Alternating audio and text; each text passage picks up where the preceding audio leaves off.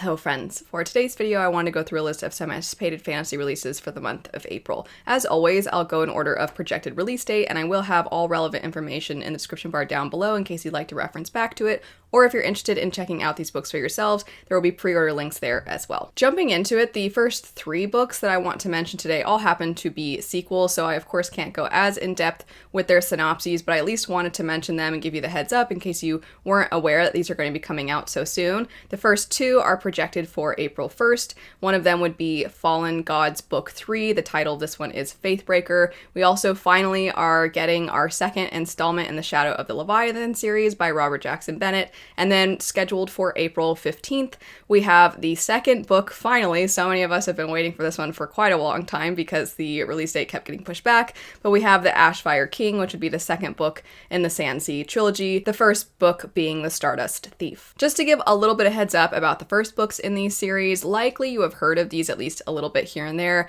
but for the Fallen God series, this is a story that is following a young woman who has definitely a profession that is looked down upon within her society, as she is somebody who kills gods. Gods are beings within their world that have the ability to manipulate individuals and gain power through their worship. However, there are still a lot of people, despite the fact that this sounds like an overall negative, there are a lot of people that still kind of get swept away in the worshiping of gods, and so they see the protagonist's profession as an affront to them. However, it is a profession that is considered very significant and important by the government itself that waged a war against the gods in the past. So while she has the backing of higher powers, she does face a lot of criticisms from people in general. And we do find that she ends up kind of going on this quest to help this young girl who has a god that is somewhat attached to her in a sense, and they are trying to separate this bond so that they can both live independent of one another. And that's what you see primarily within the first book. Things definitely get very explosive within the second. You get a little bit more information about the gods and different gods, as well as so many of them weren't just necessarily going against humans in some fashion, but some of them were going against each other, and humans are kind of caught in the middle of it. And you're also seeing the way that humans go against the gods at times, and they sometimes are tricking them or trying to benefit from them. So there's a power struggle all around. So I am very curious to see what's going to happen in this third installment. A Drop of Corruption is the title of the second book in the Shadow of the Leviathan, but I'm sure many of you know this series by the first book's name, which would be The Tainted Cup. All that really needs to be said about the first book is that it is essentially a fantasy story hybrid mix with this murder mystery Sherlock Holmes feel. That's how most people succinctly describe it, and also kind of how it was marketed. I do think that the world building turned out to be a lot more epic in scope than I was anticipating. When I hear some kind of murder mystery, I think it's going to be a little bit more contained. But I was pleasantly surprised by the fact that it wasn't quite as contained as I was expecting, as I think that means as a whole for the entirety of the series, there's a lot of potential for expansion, which is why I'm very excited and looking forward to this second installment. The Ashfire King, as I said, is a book that has been pushed back time and time again, so I am looking forward to it finally coming out. I know there are a lot of parallels to 1001 Nights, and you're kind of looking at these characters that are going on this journey that mirrors a lot of the stories that you see there. It's kind of like they're all connected through these characters. And I enjoyed the first book quite a bit. It definitely moved very fast. I thought the characters really came to life. But regardless, the sequel itself is coming out April 15th. Moving out of sequels and shifting now to some other new releases, the first one I'm going to mention is also projected for the 15th. In fact, there's quite a few that are projected for that date that all sound really good and interesting to me. The first that we're going to mention would be Forged for Destiny. And the synopsis for this one says that Rule has a destiny, claim his birthright, and lead his conquered people to freedom. The signs are all there. His birthmark in the shape of the king's half-moon and dagger sigil, the gemstone-hilted sword he found in his parents' inn, and that sudden influx of illegal books featuring the late king's lineage. Never mind that his ma is a hidden scribe writing a play about the king's return, or that his dad, a hardened warrior, has been training him to fight since he could stand, or the fact that his sword doesn't seem very old at all. He feels much more comfortable reading than fighting, and his birthmark is looking more and more like a burn scar. As Raoul leaves his simple village life to start a rebellion against the tyrannical government, he begins to wonder if his destiny is more someone else's plan for a future he doesn't want to be a part of. He'll go along with things for now, if only to prove that change can come from kindness instead of outright destruction. After all, destiny is what you make of it. I think when I was first reading the synopsis, of course, there is this impression of, okay, it's going to be a play on The Chosen One.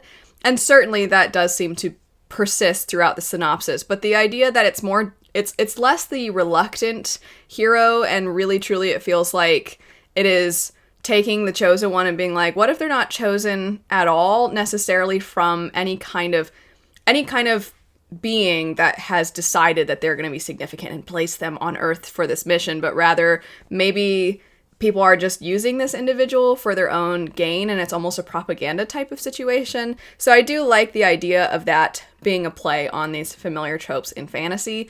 And I am a little bit of a sucker for the character that just wants to show kindness and compassion to the world. Sometimes that can be a little cheesy, but if it's done right, I think it can actually be quite powerful. Next up, we have The Raven Scholar, and both this one and the previous one are books that are being put out by Orbit.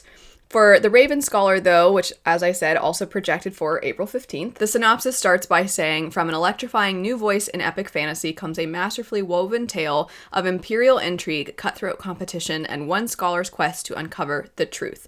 Let us fly now to the Empire of Orun, where after 24 years of peace, the reign has come to an end. In the dizzying heat of midsummer, 7 exceptional warriors, thinkers, and strategists compete to replace him.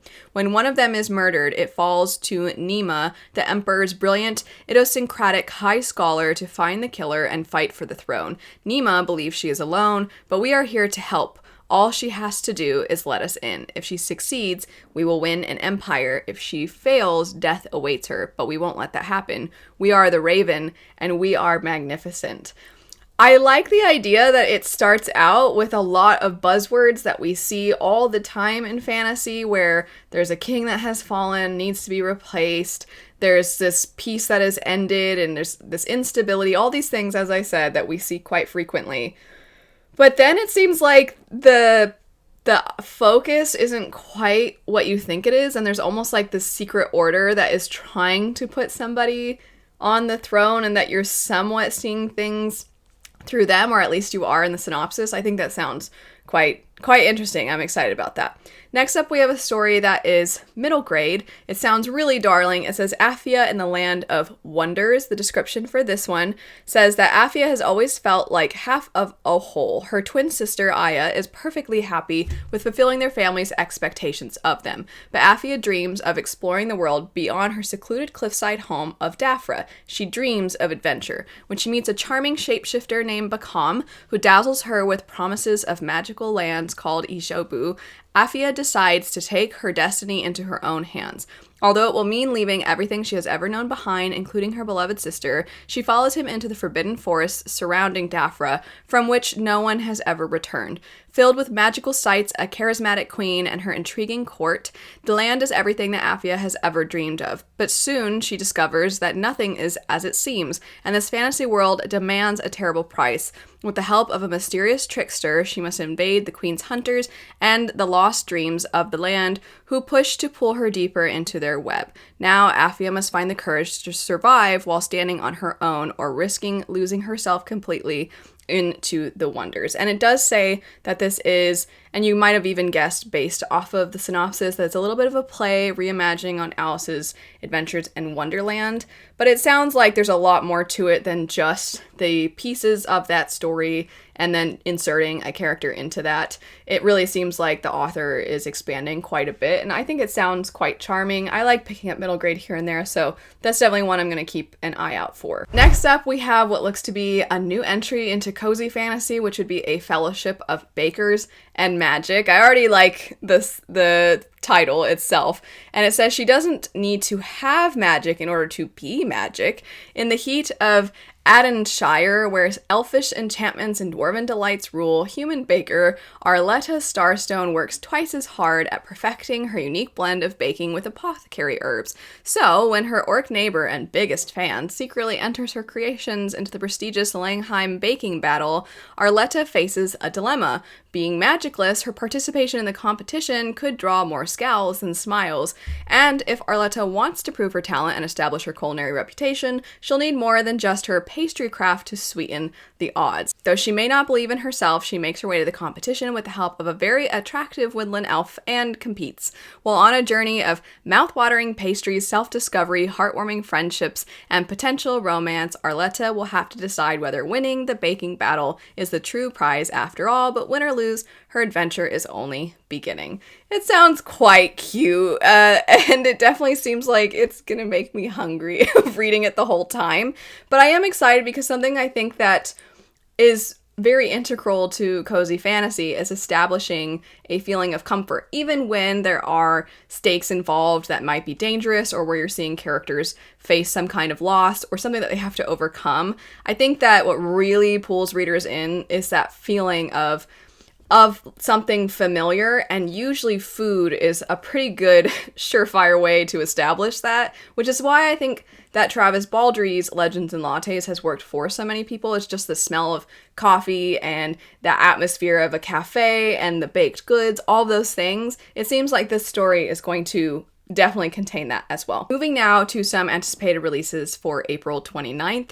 The first one, I apologize, I don't actually want to read too much of the synopsis because this is one where just the little tagline at the beginning, one, has already made me intrigued, but two, this is the same author that wrote The Girl Who Fell Beneath the Sea. A lot of people compare that work to Studio Ghibli films, and I definitely agree with that. And I also, in general, have just been looking forward to this one for a long time. It's one that I'm absolutely for sure going to be picking up, and probably very soon around its release date. But the tagline, you'll see if you know my taste why I'm like, I don't need to hear anymore. The reason I'm apologizing though is because I don't want to familiarize myself too much with the synopsis before jumping in. That does mean I'm not going to read the full synopsis here, but I'll have, of course, the book linked in case you'd like to check it out a little bit more for yourself. The book is titled The Floating World, and it says that it's Final Fantasy meets Shadow and Bone in this lighthearted romantic fantasy reimagining of the Korean legend of celestial maidens. I mean, you all know